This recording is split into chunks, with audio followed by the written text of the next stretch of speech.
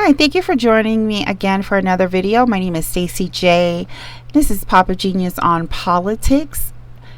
And this is part 2 of the Baal administration. I had to do a part 2 because now it's indicative of where President Trump is at in DC in his erection of the ballroom.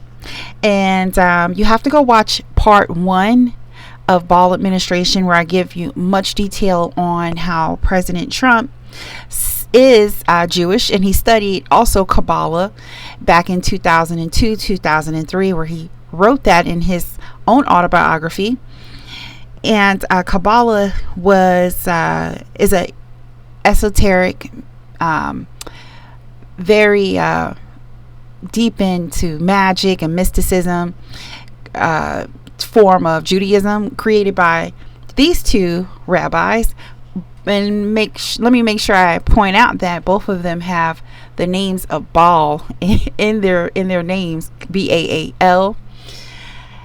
And it's really strange because if you know anything, Baal, the god Baal, and Molech, which were mentioned in the Bible, were both false gods that the people that disobeyed the Lord worship. They would sacrifice their babies to them. They would do all type of sexual immoral acts to heighten up their God. Well, the people of God, the chosen people of God, would go back and forth in between worshiping him, and they would fall back into their evil, sinful ways and start worshiping false gods, idol gods. And also too, along the way, their faith started to become just a religion. It was like it became political instead of spiritual, and it no longer reflected the foundations of who Yahweh was.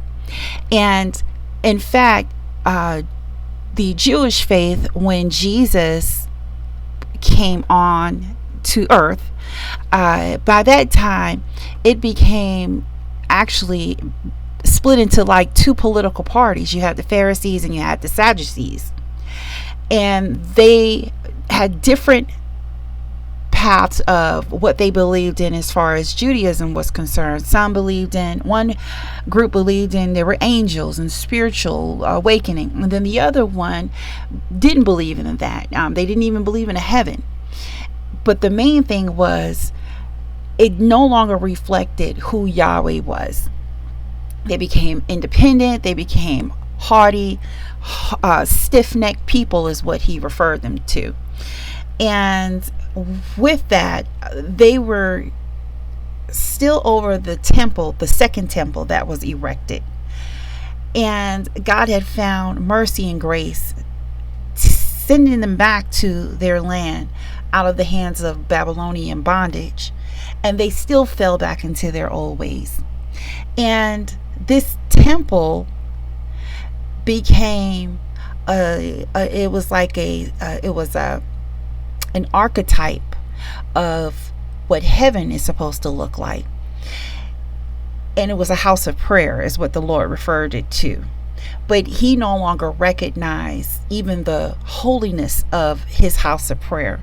In fact, he went into this temple, this second temple right here, and he took cords that he bound up, and he chased out the money changers, people who were using the temple as a transactional system financially, and it vexed him. So this is how it began, with the downfall of the second temple. And I'm going to tell you how we got to, or how we're getting to, this third temple. Let's refer to Revelations 3:10. I know thy works. Behold, I have set before thee an open door, and no man can shut it. For thou hast little strength, and hast kept my word, and hast denied my name. And further it says, behold, I will make them of the synagogue of Satan, which say they are Jews and are not, but do lie. Behold, I will make them to come and worship before thy feet, and to know that I have loved thee. Now, let me clarify, this is not to be anti Semitic. This is just telling you the theological side of it. And that is, he wasn't calling the people satanic, he was calling the system that had morphed into something unrecognizable satanic. If you go deeper into study some of the reasons on why he determined this system to now be that of a system of Satan, is because even with basic things like healing, they would prioritize laws over healing. They would prioritize worship and being in the presence of the prophesied Messiah. They prioritized that over things that were just of logic and their own reasoning, and they were twisting the word of God around. And therefore, he had to come and he had to not only reorganize the system, but he had to now fulfill the old system and introduce the new. Because essentially, this old system had held his people in bondage. They were still in bondage. Even though they were free, they were still in religious bondage. From laws they had put on, created laws that were not even godly. They'd put on new laws. A lot of it was greed, a lot of it was political, and a lot of it was because they were self-righteous as well. He also stressed that they were self-righteous. And so the faith for hundreds of years followed the customs of having a high priest in the temple that would care for making the sacrifices of the people for their atonement of sins, so that the Lord would find favor and protection over his people. However, the system had become so corrupt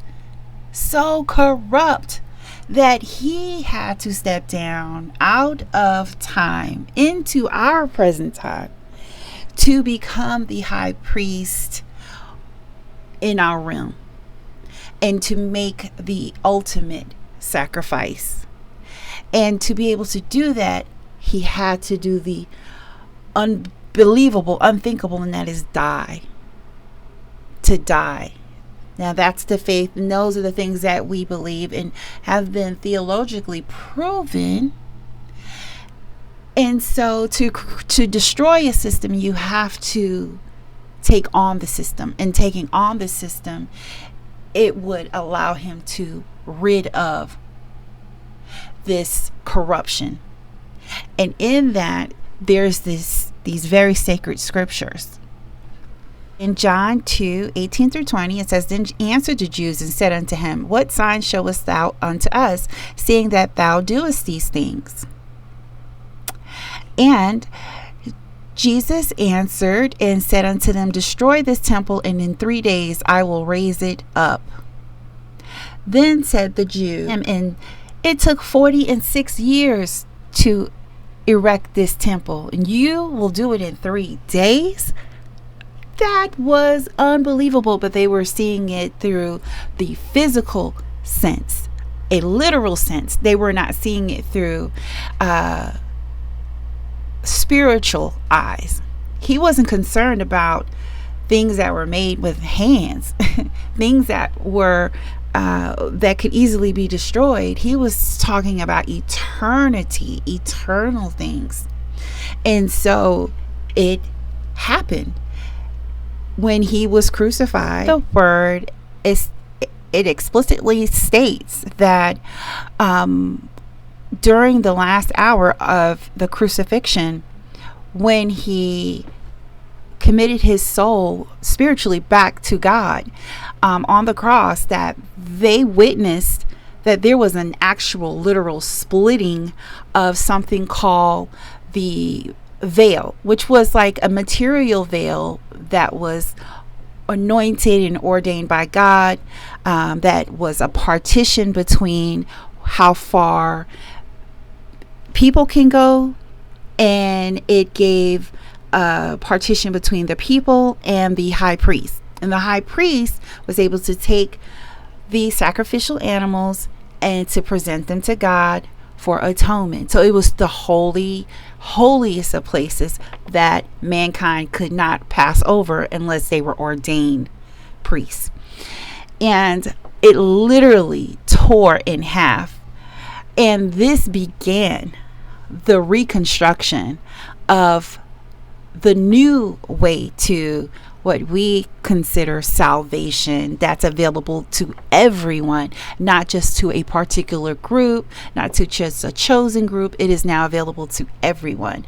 And so that's why he physically had to come in our realm to die, to reconstruct this entire system.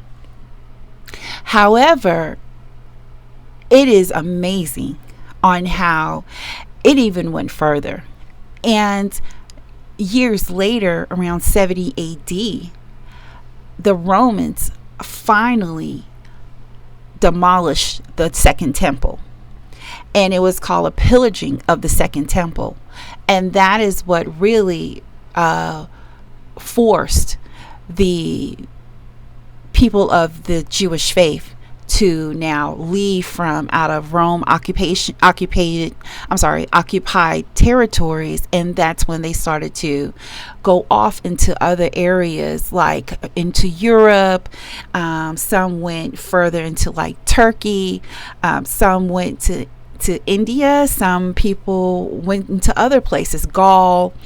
And now, if you're in the Judaism faith, you're still looking for a third temple to be built, because according to their faith, they believe that the Messiah has not come yet. And when the temple is built, this is where they're going to have their Messiah come in and to sit down, and he is going to be their deliverer. So how convenient is it that we now have a Jewish president that is now building this quote unquote ballroom. However, many people, along with myself, recognize that something was really strange in the blueprint of the renderings, and it really, really does mirror what would be considered like the Second Temple.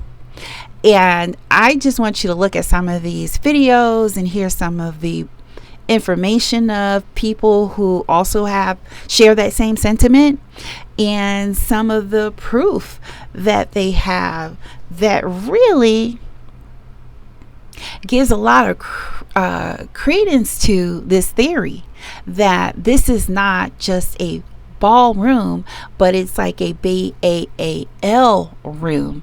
Because again, President Trump, along with many others that follow the faith of Kabbalah, which is again another path of Judaism, many of them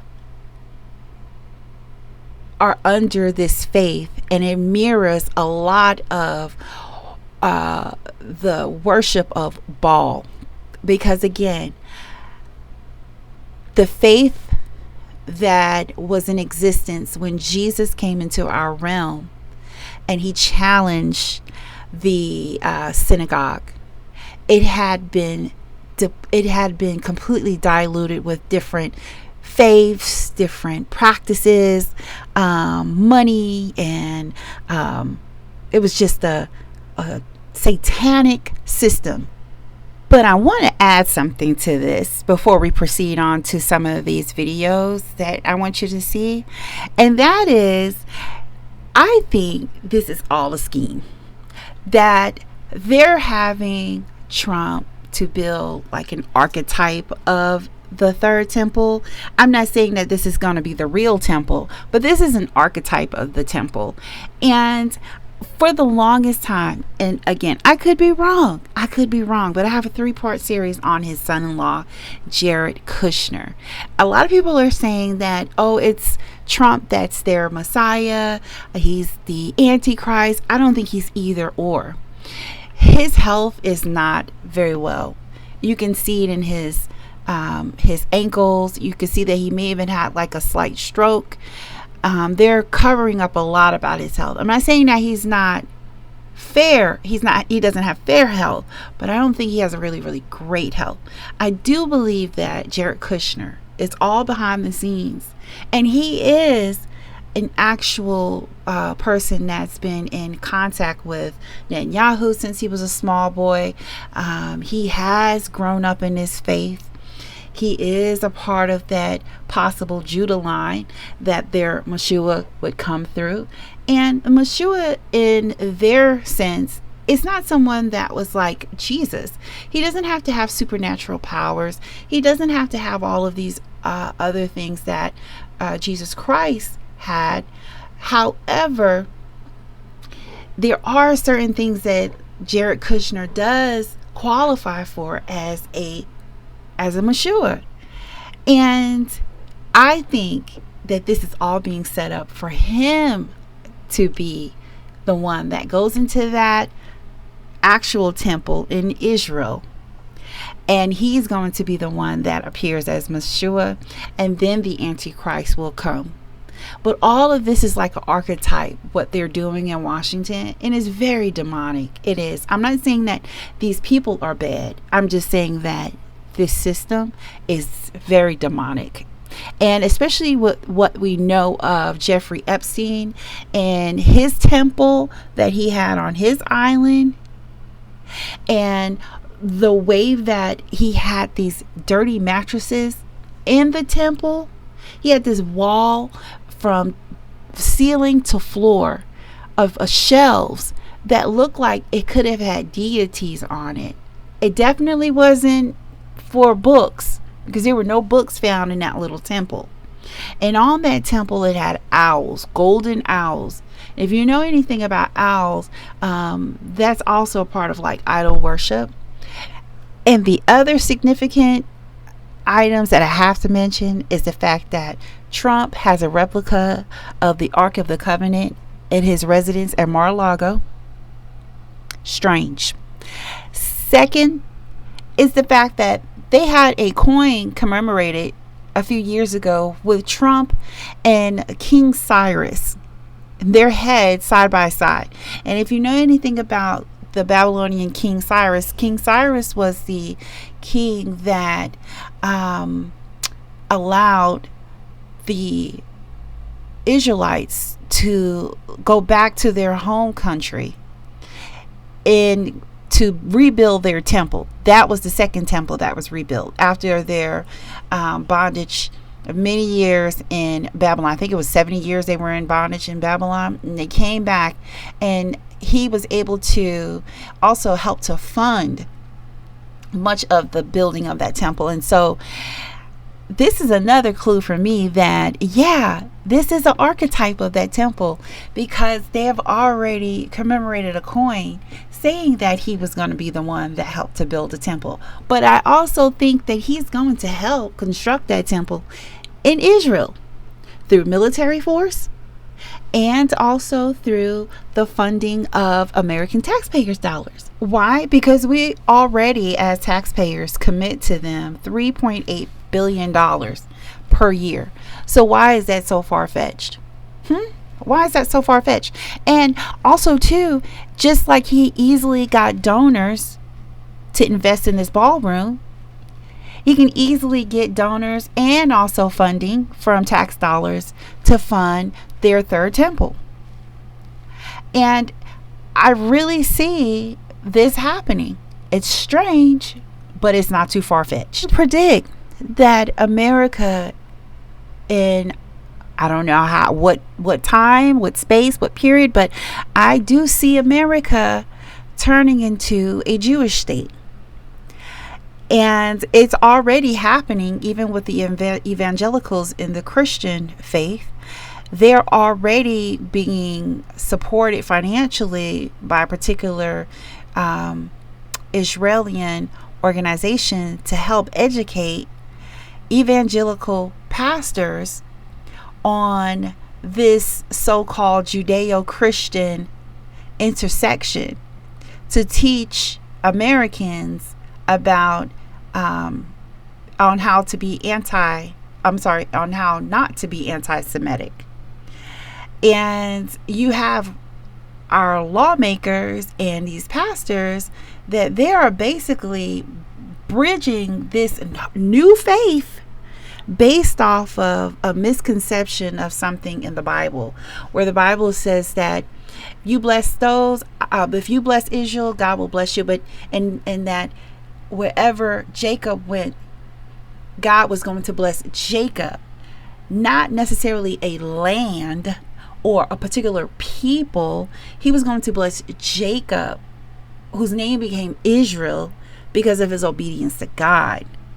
But these evangelicals are basing a whole new intersection of faith, the Judeo-Christian, based off of something that they are misunderstanding. This is getting really weird. Y'all don't see the resemblance of Solomon's temple and Trump's Trump's ballroom that they're building at the White House. For some reason, it's a very uncanny resemblance. I mean, even from like measurements and things like that. Like, I think that is really weird. And if you don't know the Lord behind the third temple, follow me. I'm reading from the Bible app Haven. It says that the third temple is a significant topic in Bible prophecy. A lot of people believe that the rebuilding of the temple in Jerusalem is a crucial event that will precede the return of Jesus Christ. Now we got some scripture. 2 Thessalonians, it talks about the Antichrist. This is the person who will exalt himself above God, and he will oppose God, and he will sit in the temple of God and show himself to be God.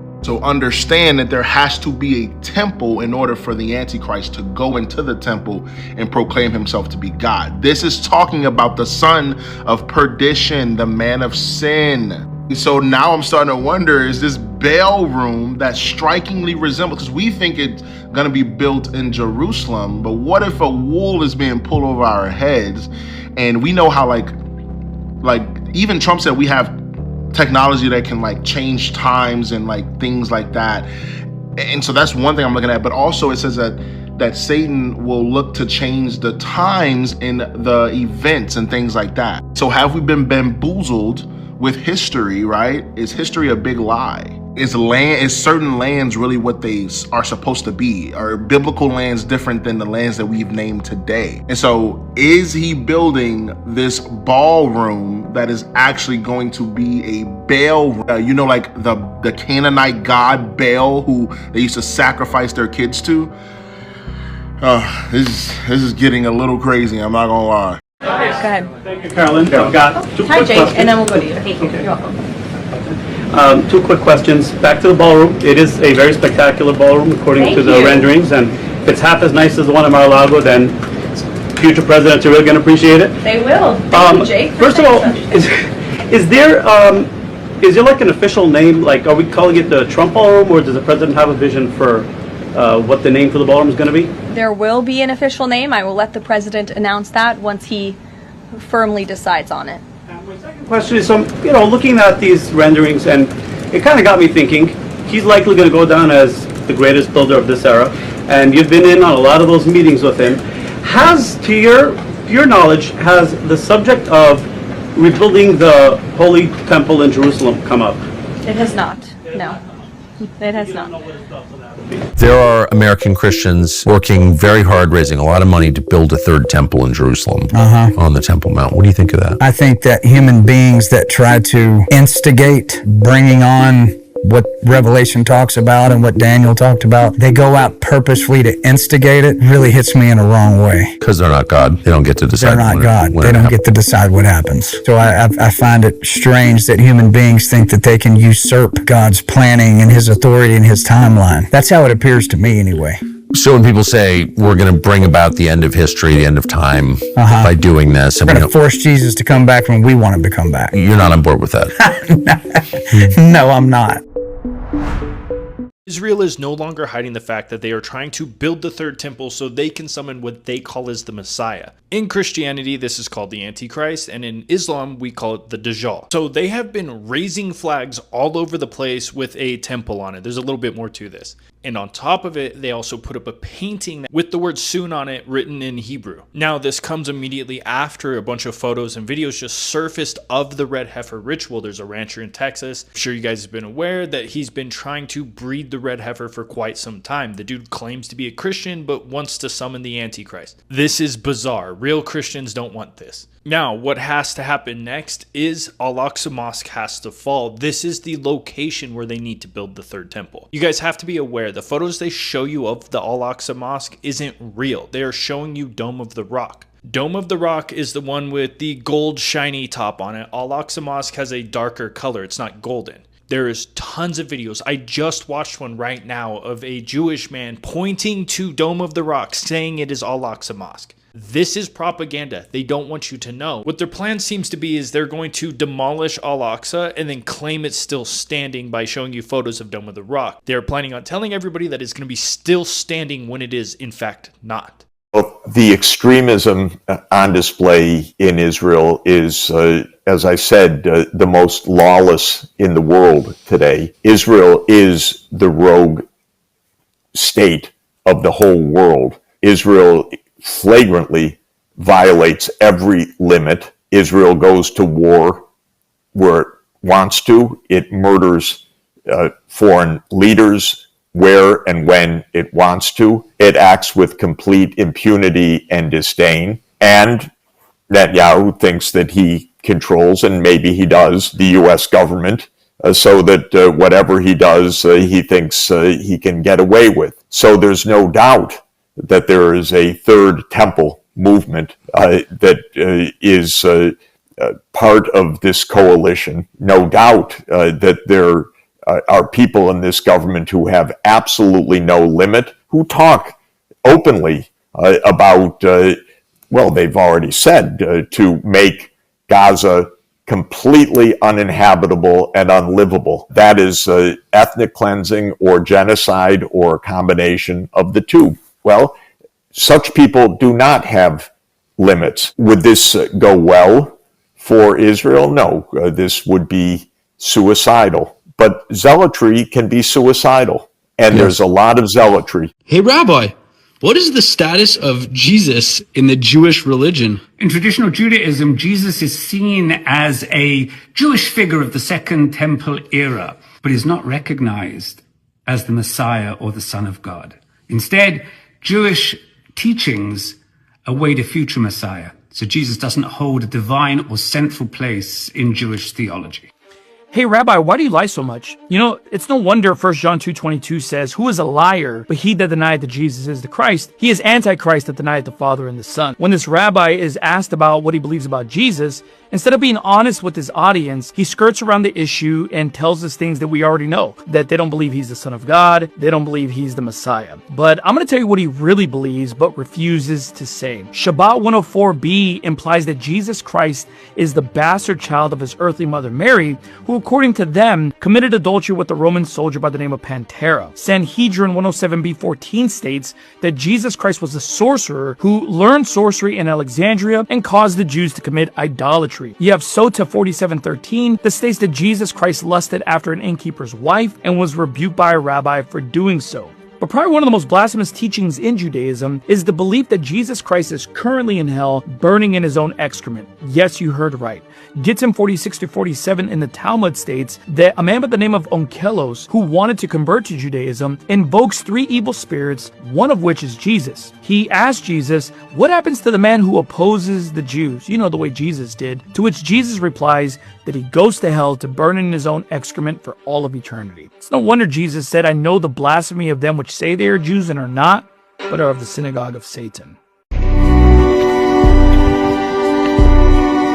What I'm about to say now, most people, the overwhelming majority of people in what we call conspiracy research, won't touch this subject. Well, I'm going to bloody touch it because I'm sick of it. And I'm sick of people being frightened and intimidated into not touching it. First of all, we as a human race have got to get our freaking heads around what this is, because it ain't what we're told it is. It's not about what's right and beneficial for Jewish people. Jewish people are its victims, not its beneficiaries. Jewish people have been hung out to dry again and again by this crowd that claim to have their best interests at heart, like hell they do. That's why I call this Rothschild Zionism.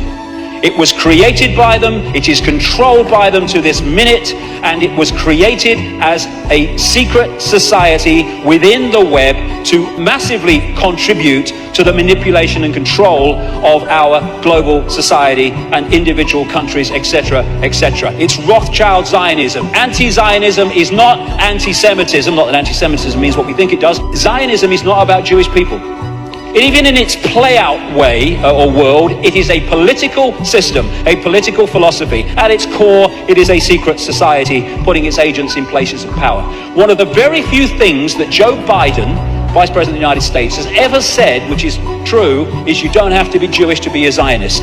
Because of the propaganda, we equate Zionism with Jewish people. It's not how it is. How many people know this? How many Jewish people around the world are protesting, have organizations created to protest against Zionism? Zionism and Judaism are diametrically opposed. Zionism is state-organized terror. How many times do we see this in the newspapers? Never. End of Zionism equals peace. Israel, stop killing Palestinians. I am Jewish and I want that. Why don't we hear about this? Behold, I will make them of the synagogue of Satan, which say they are Jews and are not, but do lie. Behold, I will make them to come and worship before thy feet, and to know that I have loved thee. One of the biggest lies that they'll use is they'll say, we're Jews, and you're Gentiles. Okay, this is what they'll say. We're Jews, you're Gentiles. And when they spoke to us, they say, you Gentiles, They said, what you Gentiles call the Old Testament, we call the Only Testament. But here's the funny thing. The word Jews is used twice in Revelation. And both times it's calling them the synagogue of Satan. Both times. So in God's eyes, they're not Jews. In God's eyes, they're not, because they're not inwardly.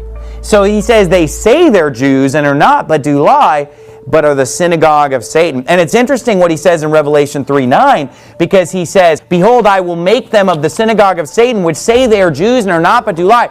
Behold, I will make them to come and worship before thy feet, and to know that I have loved thee. Now, why would he have to make them know that God loved the Philadelphians? Because you know what they think? Well, God loves us, but he doesn't love you. We're the chosen people, you're not. We're the Jews, you're the Gentiles. We're the chosen, you're the goyim, is the word that they use, goyim, their Hebrew word for those that are of the heathen. That's what they consider us.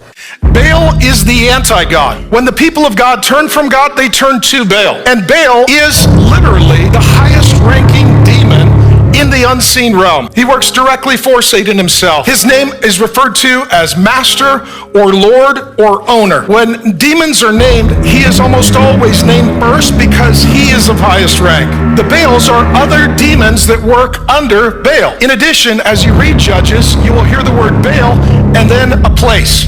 And that means that there is a Baal that has jurisdiction and territorial authority over that place.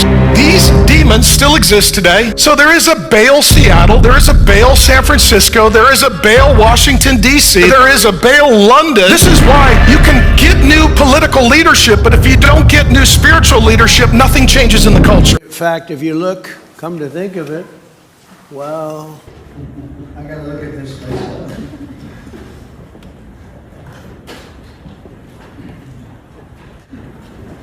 Wow. What a view. Is Trump building the third temple? So did you know that this 90,000 square foot ballroom at the White House might be more than just luxury? People online are talking about the architecture and the symbolism behind the third temple, and the Bible warns us about what that can mean. So let's talk about it. The White House is building a massive ballroom. Some people call it the Baal Room. 90,000 square feet, seating 650 to 900 people, an estimation of 2 to 300 million, and it's privately funded. Some people are watching and speculating, could this addition actually have the patterns and functions of the biblically prophesied third temple? In Jewish and Christian end times thought, the rebuilding of the temple is symbolic in Jerusalem as a key event. But people are also saying, who's to say that Jerusalem really is Jerusalem? Meaning that, you know how deceptive the devil can be, who's to say where the third temple was really going to be built? So in the Bible, we read about the context of the third temple. In prophetic context, for example, prophetic visions in Ezekiel chapters 40 through 42 describes a future temple. And some sources note that the time will come when the prince who is to come will sit in the temple of God, and he will tell people that he is God. But there's a site called Amazing Facts, and it warns that there's no definite command in Scripture that says the physical new temple must be built before Christ's return. Yet the symbolism and expectation continues. Why would Lockheed Martin build a ballroom? That ain't making sense to me. No, that don't make no sense. They build missiles, now it's drinks to wet your whistle. It's something sinister indeed. Oh, why would Palantir want to help build a ballroom? That ain't making sense to me. No, that ain't making I just can't get down with that man. You remember that scene from Batman? They're gonna build more surveillance technology. Oh, turns out Hitler also built a ballroom. Oh, be surprised, now it's making sense to me. Oh, cause when stuff hit the fan, that's the place that they all ran. And it turns out that Trump has the exact same plan. God damn it! Is Donald Trump rebuilding Solomon's temple? I don't see anyone talking about this, but check it out. He's calling it a ballroom, a shining hall rising beside the White House. 90,000 square feet of marble floors, mirrored ceilings, chandeliers, and gold detailing. And the world is laughing at him. But does he care? No, he does not. Why? So when I looked at the plans, I noticed something. The main chamber stretches close to 100 feet long, 60 wide, and nearly 40 high. Those numbers, they are almost identical to Solomon's temple, described in the Bible as 60 cubits long, 20 cubits wide, 30 cubits high, about 90 by 30 by 45 feet. The proportions are uncanny. Solomon's temple wasn't built for feasts or celebrations. It was built for God. Inside, it housed the Ark of the Covenant. And what does Trump have? A replica of the Ark. So we shall see what this ends up becoming, and I would really like to see some of your comments in the comment section, and I'd love to read and see what your take is of what's going on with the ballroom in Washington, and even the fact that the Jackie Kennedy section had to be demolished to put in this ballroom, and how it took away from such an important legacy of the White House to put in something, to me, I feel like is so superficial. And if you would like to see a part 3, please also comment that. Don't forget to like, share, and subscribe. And as always, I most certainly appreciate your support, watching the videos, and subscribing to the channel. It is much appreciated. I hope you have a blessed rest of your day. Thank you again.